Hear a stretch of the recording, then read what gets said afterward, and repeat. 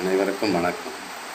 தினமும் பாதாம் பருப்பு சாப்பிட்டு வந்தீங்கன்னா உங்களுக்கு கேன்சர் வராது. அதே போல் தினமும் திராட்சை பழம் சாப்பிட்டு வந்து இதய நோய்கள் வராது. அதே போல் தூங்குவதற்கு நல்ல ஒரு டிப்ஸ் சொல்கிறேன்.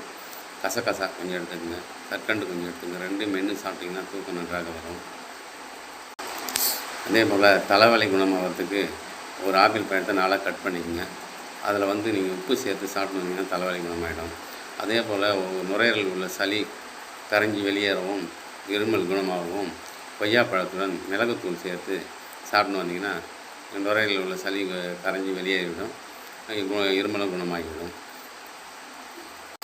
அதே போல் மூச்சுத்திறனால் ஏற்படும் அடிக்கடி அவங்களுக்கு புதினா இலை ஒரு டம்ளர் தண்ணியில் ஒரு புதினா இலை போட்டு கொதிக்க வச்சு வடிகட்டி ஒரு வாரம் குடிச்சு வந்தீங்கன்னா மூச்சுத்திறனால் குணமாகும். அதே போல் கருப்பு பேரிச்சம்பழம் சாப்பிட்டு வந்தீங்கன்னா மூட்டு வலி குணமாகும், முதுகு வலி, இடுப்பு வலி எல்லாமே குணமாகிடும். அதே போல் நம்ம ஒரு கைப்பிடி அளவுக்கு முருங்கைக்கீரை எடுத்து நெய்யில் வதக்கி ஜீரகம், மிளகு ரெண்டையும் பொடித்து அதை கூட சேர்த்து சாப்பாட்டில் சாப்பிட்டோம்னா ஹெச்பி அதிகமாகும். அதே போல் பசலைக்கீரை பருப்பு போட்டு கடைஞ்சி சாப்பிட்டு வந்தீங்கன்னா ஹெச்பி அதிகமாகும்.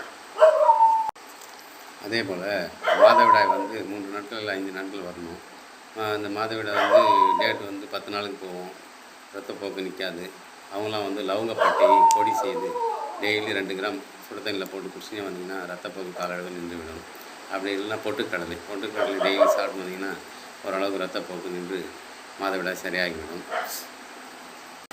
அதே போல் வாழைப்பூ சாற்றுடன் கடுக்காய் பொடியை சேர்த்து சாப்பிட்டு வந்தீங்கன்னா மூல நோய் குணமாகும். அதே போல் நிலத்தில் விதைக்கிற கொள்ளு அடிக்கடி சாப்பிட்டு வந்தீங்கன்னா தேவையில்லாத கொழுப்பு கரையும், சர்க்கரை குணமாகும், கல் கரையும். அதே போல் எப்போதுமே மற்ற சாம்பாருங்க ரசங்க வச்சிங்கன்னா கொள்ளு வறுத்து பொடியாக்கி வச்சிங்கன்னா அப்பப்போ அரை ஸ்பூன் ஒரு ஸ்பூன் போட்டிங்கன்னா குழம்பு நல்லா டேஸ்ட்டாக இருக்கும். அதே போல் வெண்கடுகு முடக்குவாதத்தை நீக்கும். வெண்கடுகு அடிக்கடி சாப்பிட்டீங்கன்னா முடக்குவாதத்தை நீக்கும். அதே போல் இரவிலும் பல் விளக்கி வாய்க்கு பிடிச்சிங்கன்னா மாரடைப்பு வராது. அதே போல் வயிற்று வலியால் துடிப்பாங்க நிறைய பேர். வயிற்று வலி வருதுன்னா ஒரு டம்ளர் வெந்நீரில் 1 ஸ்பூன் நாட்டு சர்க்கரை போடுங்க, 1 ஸ்பூன்